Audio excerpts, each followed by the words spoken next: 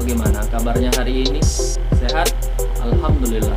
Semoga kita semua selalu diberi kesehatan oleh Allah Subhanahu wa taala dan selalu dalam lindungan Allah Subhanahu wa taala, dan kita semua dijauhkan dari virus yang berbahaya yaitu COVID-19.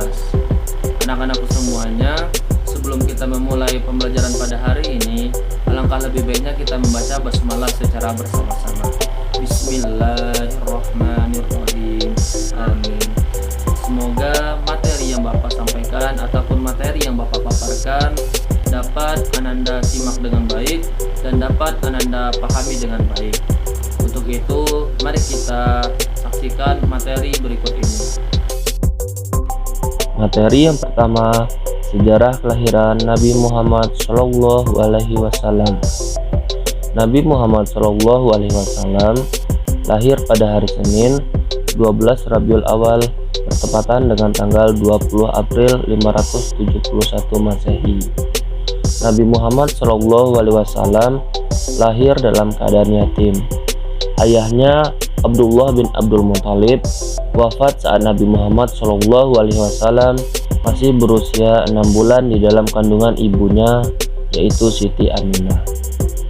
Saat bayi, Nabi Muhammad SAW diasuh oleh Halimah Sya'diyah dari Bani Sya'ad. Di perkampungan Bani Sya'ad inilah Nabi diasuh dan dibesarkan sampai usia 5 tahun. Saat Nabi Muhammad SAW memasuki usia 6 tahun, ibunya wafat. Ia pun diasuh oleh kakeknya, yaitu Abdul Muthalib. Kakeknya adalah seorang pemuka Quraisy yang sangat disegani. Nabi Muhammad SAW mendapat kasih sayang dan perhatian yang sangat besar dari sang kakek. Sayangnya, sang kakek harus meninggal dunia dan hanya 2 tahun Nabi diasuh oleh kakeknya. Abdul Muthalib meninggal saat Nabi Muhammad SAW berusia 8 tahun.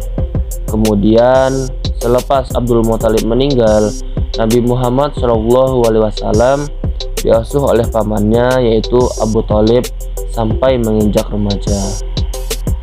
Sejak diasuh oleh pamannya, Nabi Muhammad SAW berkembang sebagai seorang anak yang mulai menginjak masa remaja. Disitulah Nabi Muhammad diperkenalkan oleh pamannya bagaimana cara menjalani hidup. Nabi Muhammad SAW mulai mencari pekerjaan sebagai buruh di usianya yang baru 10 tahun agar dapat menghidupi dirinya sendiri. Mulailah ia menjadi pengembala ternak milik orang lain di daerah gurun Mekah yang sangat panas. Ia makan dari tumbuhan liar yang terdapat di gurun.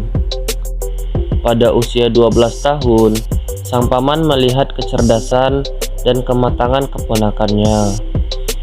Nabi Muhammad SAW diperkenalkan kepada ilmu perniagaan. Nabi Muhammad yang masih remaja pun turut serta dalam pengelolaan ekonomi pamannya. Ia sudah tidak ikut membawa barang dagangan yang diambil dari majikannya, Siti Khadijah. Hampir 3 tahun Nabi Muhammad SAW mengikuti pamannya untuk menjanjakan barang dagangannya.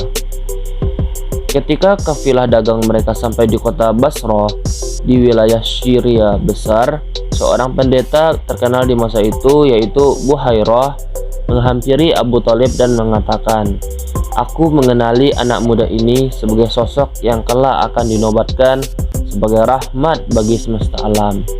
Hal ini telah tertulis jelas dalam kitab-kitab kami." Buhairah selanjutnya menyarankan kepada Abu Thalib, "Lindungi anak muda ini dari orang-orang Yahudi. Lebih baik bawa ia kembali ke Makkah." Abu Thalib pun menuruti saran pendeta tersebut. Pada usia 25 tahun, Nabi Muhammad SAW mulai berdagang sendiri tanpa bantuan pamannya. Ia mengambil sendiri barang dagangannya dan memasarkannya.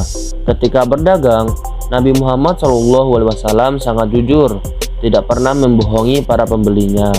Nabi tidak pernah mengambil keuntungan yang terlalu besar, selalu berkata sopan, ramah, dan penuh kasih sayang.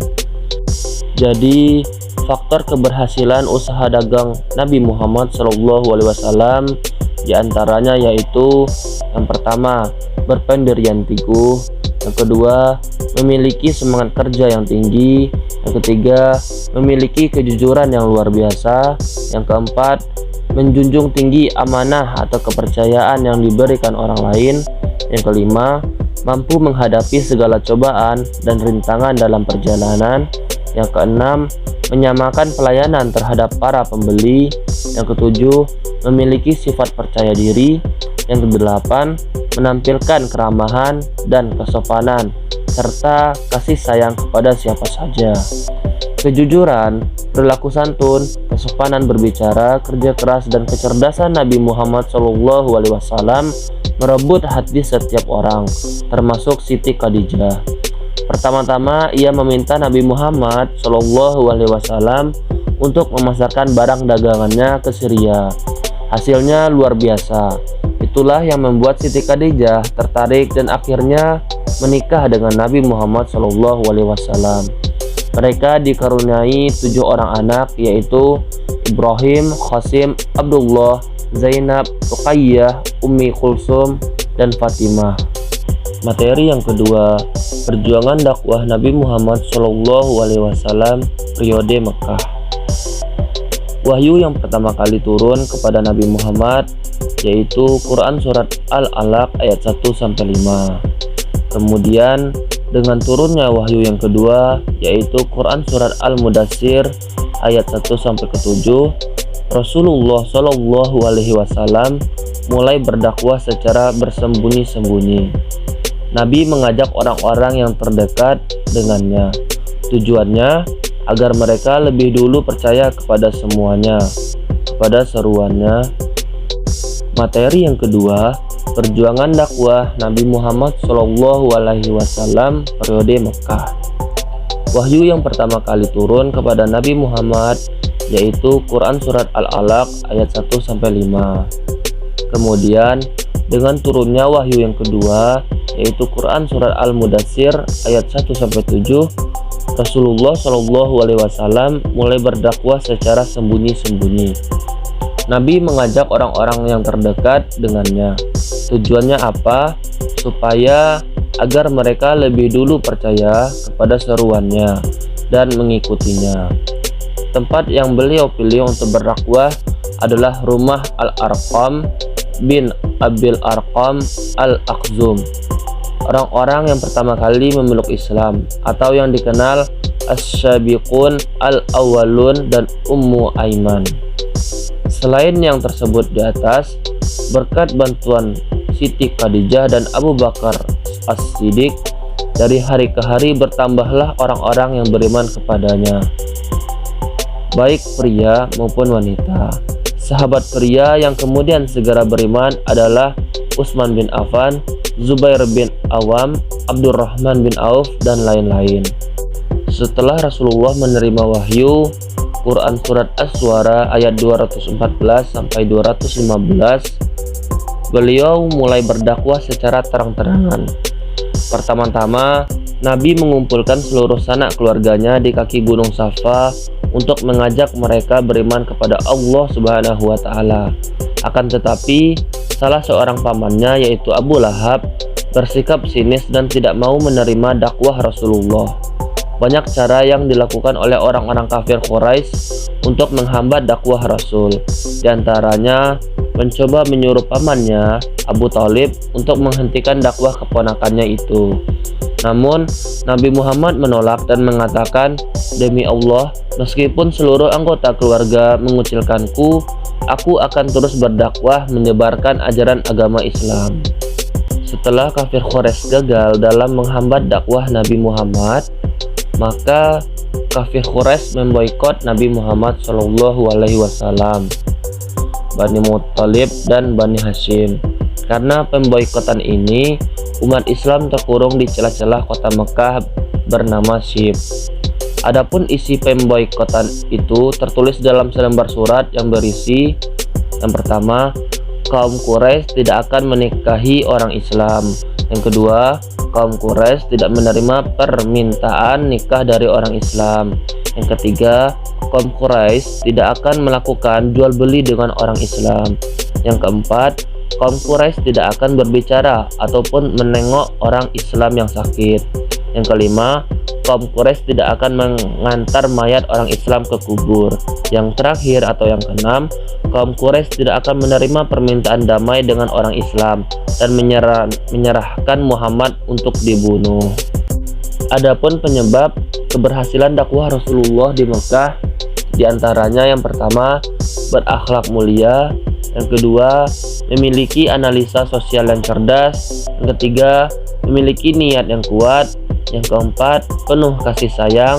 Yang kelima, menyampaikan kebenaran. Yang terakhir, menggunakan strategi yang tepat. Materi yang terakhir, hikmah dakwah Rasulullah SAW.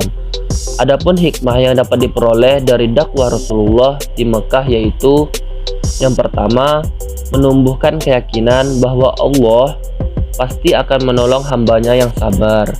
Yang kedua, meyakini semua hidayah datangnya dari Allah sementara Rasulullah hanya bertugas menyampaikan risalah.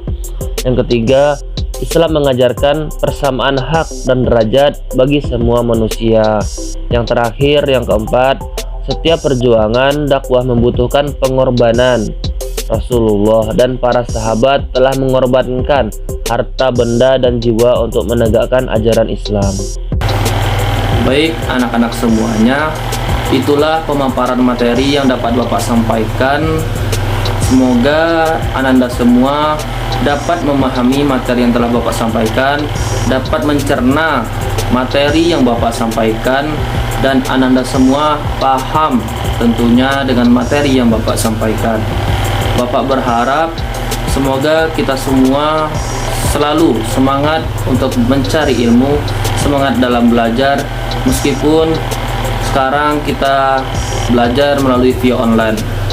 Maka dari itu, Bapak meminta maaf apabila dalam penyampaian materi ada kekurangan yang Bapak sampaikan maupun ada materi yang belum tersampaikan. Bapak meminta maaf dan Bapak akhiri, wabillahi taufiq wal hidayah. Assalamualaikum warahmatullahi wabarakatuh.